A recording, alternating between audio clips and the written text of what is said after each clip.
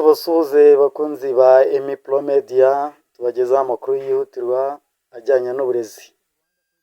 Kuri uyu wa mbere ukwezi kwa munani 2026, Minisitiri w'Uburezi Joseph yagiranye ikiganiro n'ikigo cy'igihugu cy'itangazamakuru RBA, aho yaganiriye anatangazamo bimwe mu bizaranga umwaka utaha w'uburezi.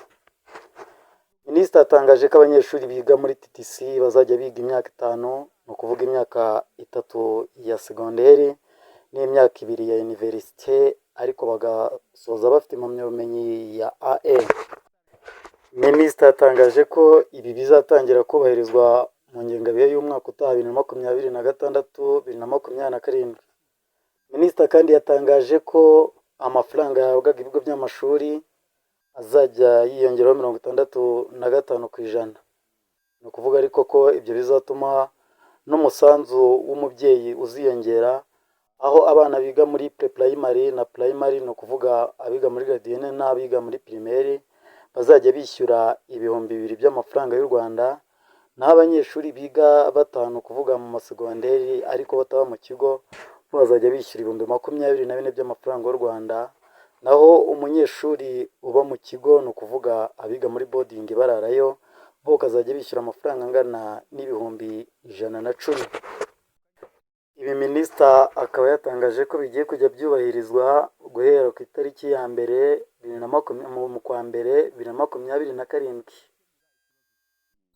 Minisitiri w'Uburezi kandi yatangaje ko abarimu bazajya bigisha primary bagomba kuba bafite AA na A0. Ibi ariko bikaba bitareba abasanzwe batayifite, kuko bazafashwa kugira ngo nabo bagere ku rwego nk'urw'abandi. Ibi bizaba mu gihe cy'imyaka 10, aho icyiciro cya mbere cy'imyaka 5. Minisitiri w'Uburezi kandi yatangaje ko mu mashuri abanza hagiye kujya higisha abarimu bafite impamyabushobozi ya AA na A0, aho ibi bizakorwa mu myaka 10. Icyiciro cya mbere cy'imyaka 5 ari abafite AA, naho indi myaka 5 bakabona impamyabumenyi ya A0. Minisitiri kandi yatangaje ko yaba umwarimu, umunyeshuri cyangwa ababunganira uzajya ugaragarwaho ikibazo cy'ibiyobyabwenge azajya ahita yirukanwa burundu.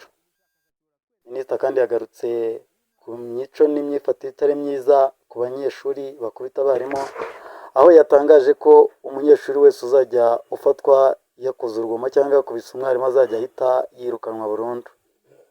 Ibi yabitangaje mu kiganiro yagiranye na RBA kuri uyu wa mbere. Izi mpinduka zose zikaba zatangajwe mu kiganiro Minisitiri Joseph yagiranye n'ikigo cy'itangazamakuru RBA kuri iyi tariki ya mbere z'ukwezi kwa munani 2026.